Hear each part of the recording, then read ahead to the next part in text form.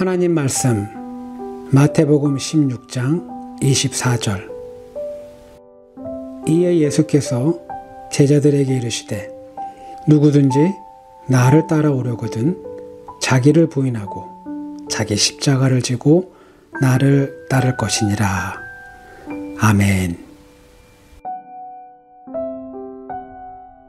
하나님의 아들 예수 그리스도가 이 땅에 평화의 왕으로 오셨습니다. 평화의 왕. 그러나 우린 아직도 평화롭게 사는 방법을 잘 모릅니다. 왕이 오셨는데 그분은 너무 좋은 왕이라 우린 그분의 말씀을 잘 듣지 않습니다. 그래서 우린 여전히 싸웁니다. 국제구조위원회는 2023년도와 얼마 남지 않은 2023년도를 전망했습니다. 그리고 세계 국가 위기 보고서를 작성합니다. 이 국제단체가 정의하는 위기 국가는 갑작스럽게 일어난 전쟁, 그리고 정치적인 박해, 그리고 자국 내에 일어난 분쟁으로 말미암아 난민이 발생한 국가들입니다. 난민.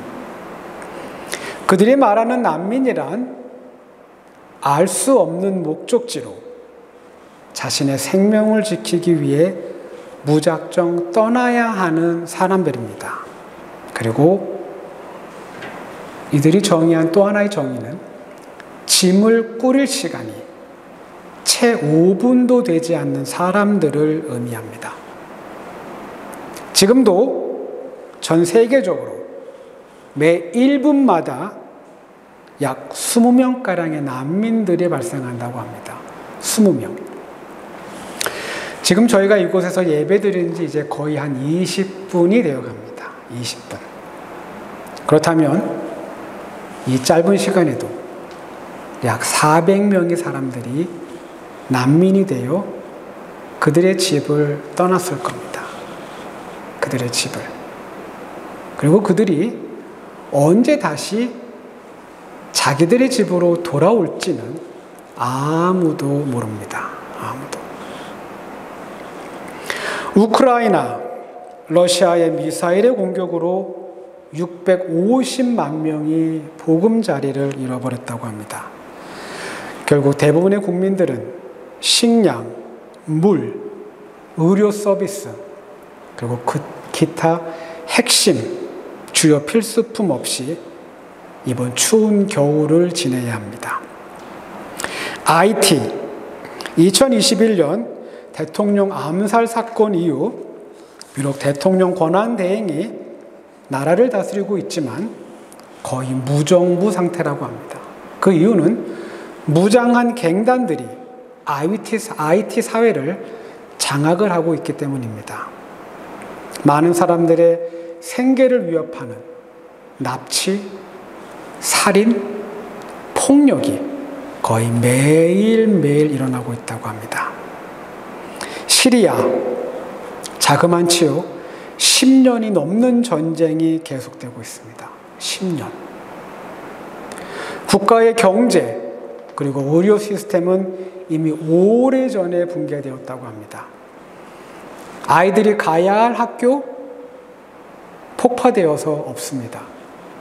많이 아파도 갈 병원 없습니다. 전체 국민의 75%가 먹는 물조차 제대로 공급되지 않는 절대 빈곤으로 살아가고 있다고 합니다.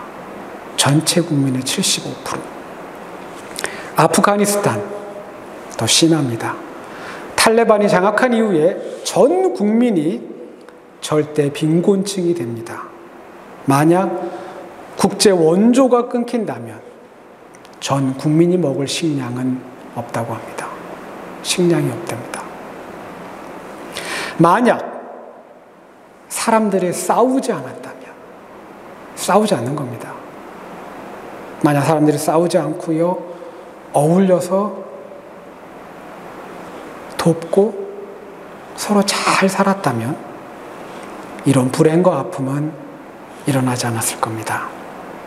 이게 여러분과 제가 살고 있는 2023년도 12월 24일 이 세상 일부의 모습입니다. 안타깝게도 물론 이게 다는 아닙니다. 국제구조위원회는 2024년도 내년이죠. 전 세계에서 가장 위험한 지역으로 가자 지구를 선정합니다. 그 이유는 전쟁이라는 최악의 상황에서도 민간인들을 보호하기 위한 국제협약, 규범, 그리고 모든 인간이 갖고 있는 상식이 있는데 가자 지구 안에서는 이 모든 것들이 전혀 통하지 않는다고 합니다. 이스라엘은 하마스의 군사기지가 병원과 학교 밑에 숨어 있을 거라 추측을 하고 그리고 이 두 곳을 집중적으로 공격합니다. 사진 밑에 있는 작은 글씨가 우리들의 마음을 굉장히 아프게 합니다. 팔레스타인의 한 가족이 가자지구 공습으로 인해 8명의 친척을 잃고 죽음을 애도하고 있습니다. 한순간에 자신의 가족 8명을 잃게 된 겁니다. 2023년 10월 7일, 물론 하마스가 이스라엘의 남부 지역을 먼저 공격했고 이스라엘 사람 1200명이 사망합니다. 이후 이스라엘은 가자지구 전 지역에 무차별적인 공격을 감행하고 현재 기준으로 10배가 넘는 팔레스타인 민간인 18,000명이 죽었습니다. 물론 부상자들의 숫자는 집계가 불가능합니다. 셀 수가 없습니다. 너무 많아서. 알라는 위대하다. 미국에게 죽음을, 이스라엘에게 죽음을, 유대인에게 저주를, 이슬람의 승리를. 예멘과 사우디아라비아 남부에서 활동하고 있는 이슬람 근본주의 조직 예멘 후티의 슬로건입니다. 예멘 후티는 지난달 20일 홍해바다를 통과하는 화물선 한 척을 불법적으로 납포합니다. 그리고 가자지구를 공격한 이스라엘을 응징하겠다고 선포한 후 홍해를 통과하는 모든 선박들을 향해 테러 공격을 시작합니다. 팔레스타인. 2000년 전 하나님의 아들 예수 그리스도가 오신 곳이지만 여전히 그 땅의 사람들은 평화에 대해 알지 못합니다.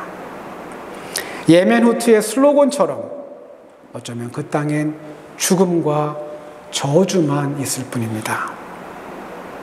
한쪽은 살고 한쪽은 반드시 없어져야 합니다. 그래야 그들은 평화가 찾아온다고 믿고 있습니다. 그러나 이건 불가능합니다. 복잡한 이해관계가 얽힌 각 나라들은 한쪽이 일방적으로 무너지는 것을 절대 쳐다보고만 있지 않을 것이기 때문입니다.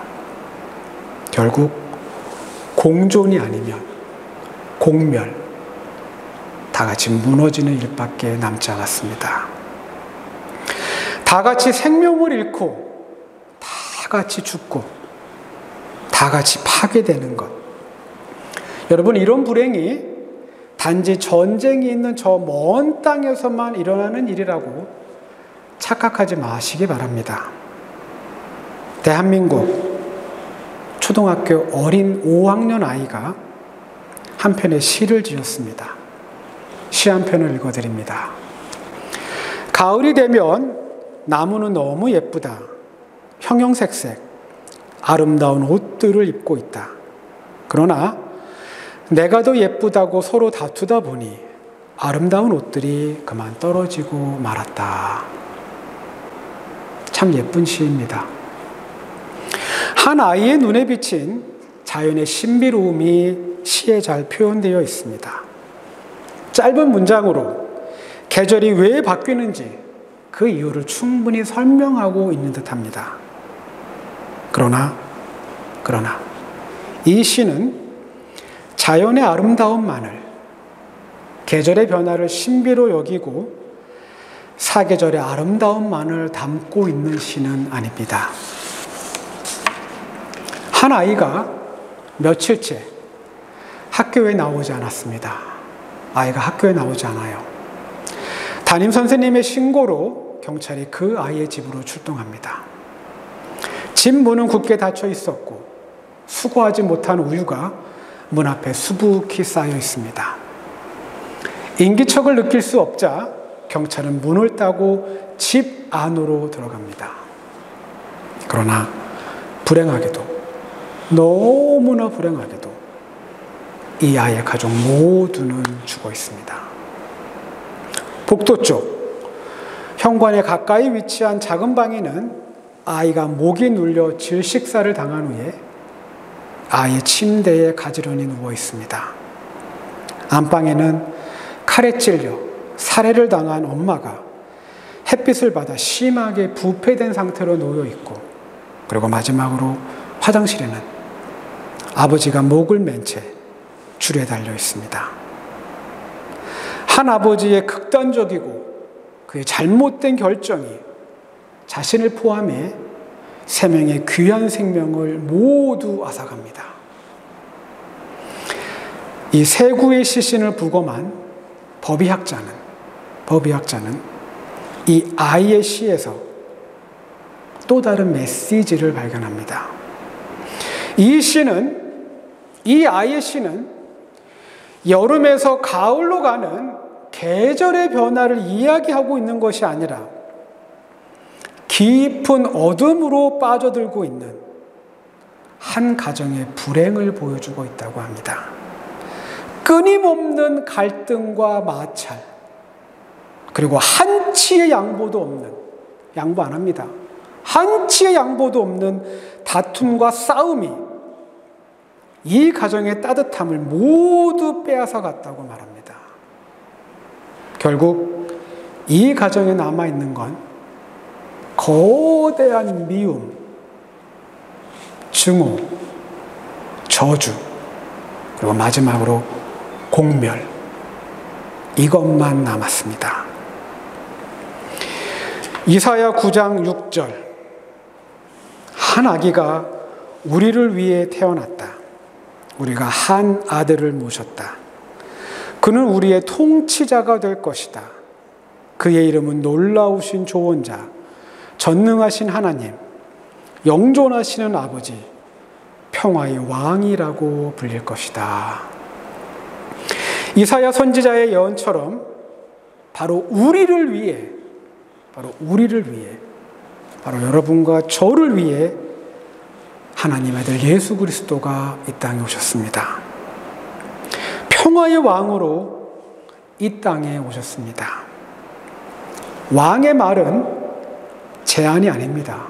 왕의 말은 명령입니다. 그러나 이분의 명령은 왕을 위한 명령이 아니라 바로 우리를 위한 명령입니다. 그러므로 우린 그분의 말씀에 순종해야 합니다. 반드시 따라야 합니다. 우리가 그분의 말씀에 순종할 때, 우리가 그분의 말씀을 지킬 때, 우리는 공멸이 아닌 공존의 삶을, 그리고 평화의 삶을 살 수 있습니다. 여러분, 평화는 그냥 절대 주어지지 않습니다. 평화는 그냥 주어지는 게 아닙니다. 우린 평화롭게 사는 방법을, 나와 정말 많이 다른 사람들과 함께 어울려 사는 방법을 배워야 합니다. 생각이 다른 사람들, 그죠? 나와 원하는 것이 다른 사람들, 그 사람들과 어떻게 하면 함께 어울려 살 수 있는지를 우린 알아야 합니다. 하나님의 아들 예수 그리스도, 그분의 말씀이 우리에게 매우 소중한 그 한 가지 방법을 가르쳐 줍니다. 그러므로 우리가 그분의 말씀에 순종할 때 화평을 파괴하는, 평화를 파괴하는 다툼과 분쟁, 그리고 여러분과 제 안에 있는 그 생명의 따뜻함을 빼앗아가는 미움과 증오를 막을 수 있습니다. 주님의 말씀에 귀를 기울여 보시기 바랍니다. 이에 예수께서 제자들에게 이르시되 누구든지 나를 따라오려거든 자기를 부인하고 자기 십자가를 지고 나를 따를 것이니라. 여러분, 이 짧은 한 문장의 말씀에 평화를 위해 여러분과 제가 해야 할 그 모든 것이 담겨 있습니다.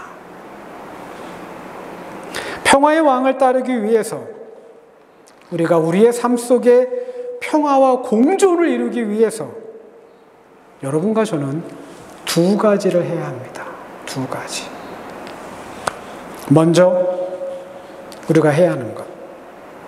먼저 내 것을 내려놔야 합니다. 내 것. 내 생각, 그리고 내 판단, 그리고 내 결정을 항상 맨 앞에 두려는 게 아니라 내가 진짜 옳기 때문에 내 걸 맨 앞에 두려는 게 아니라 다른 사람의 생각, 다른 사람의 결정, 그리고 다른 사람의 판단을 내 앞에 둘 수도 있어야 합니다. 내 앞에. 만약 우리가 내 것만 고집한다면, 내 생각이 항상 앞서야 된다고 믿고 있다면 충돌과 분쟁은 우리 삶 속에서 떠나지 않습니다. 떠나지 않을 겁니다. 이제 자신의 것을 양보했다면, 내가 옳다고 강하게 확신했던 것을 양보했다면 이제 우리는 십자가를 져야 합니다. 십자가. 우리를 구원하기 위해 아무 죄도 없는 분이 그 고난의 십자가를 기꺼이 지셨던 것처럼, 십자가를 지실 분이 아닙니다. 지실 이유가 없죠. 근데 그분은 기꺼이 지십니다.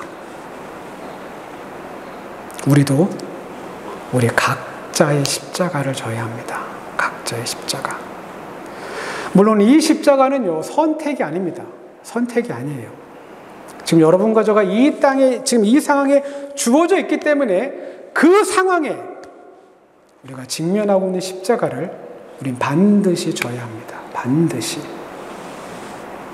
여러분이 내가 기독교인이라고 여러분 자신을 믿고 있다면, 여러분이 예수 그리스도를 자신의 구주로 고백하고 있다면 십자가는 반드시 져야 합니다. 십자가는 고를 수 있는 게 아닙니다. 여러 개의 옵션이 있고 그 가운데 가장 예뻐 보이고 가장 마음에 드는 것을 골라서 목에 거는 게 십자가가 아닙니다. 십자가는요, 피하고 싶지만 피하면 안 되는, 거부하고 싶지만 거부해서는 안 되는, 반드시 양쪽 어깨에 매여야 하는 우리의 사명이고 책임이고 역할입니다. 각자의 삶의 자리와 삶의 모습은 모두 다릅니다. 그러므로 우린 아마 모두 다른 십자가를 질 겁니다. 누구의 것은 가볍고 누구의 것은 무겁다고 절대 말할 수 없습니다. 왜요? 아무리 가벼워 보이는 십자가도 특정한 공간, 특정한 시간에서는 너무나 무거울 수 있기 때문입니다. 평화의 왕이 오셨습니다. 평화의 왕이 이곳에 오셨습니다. 전능한 창조주가 모든 것을 내려놨고, 다 내려놨고, 결국 무능하고 보잘것없는 모습이 되어 사람들에게 조롱과 비방, 그리고 무시를 당하셨습니다. 그리고 아무런 죄도 없이 그분은 그 고난의 십자가를 집니다. 그러나 결국 모든 걸 그분은 죽음조차도 이깁니다. 그리고 구원을 완성합니다. 구원. 여러분, 이제 우리 차례입니다. 이제 여러분과 저의 차례입니다. 우리도 평화의 왕을 따르고 그분의 말씀에 순종하기 위해 우리 자신을 부정할 줄 알아야 합니다. 내 것을 내려놓을 줄 알아야 합니다. 그리고요, 자신의 십자가를 겸손하게 메고 그 무게를 감당해야 합니다. 그 무게. 그러나 그 무게가 너무 무거울 거라 생각하지 마시기 바랍니다. 주님께서 이미 말씀하셨습니다. 내 멍에는 쉽고 가볍다라고 말씀하셨습니다. 결국 십자가의 무게는 문제가 되지 않습니다. 문제는 지고 싶지 않은 내 마음, 지고 싶지 않은 겁니다. 지고 싶지 않은 거예요. 그리고 말씀대로 살고 싶지 않은 내 마음이 더 큰 장애이고 문제입니다. 십자가를 져야 합니다. 십자가를 져야 합니다. 우리가 지는 십자가는 우리를 예수 그리스도의 제자로 만들어 줄 겁니다.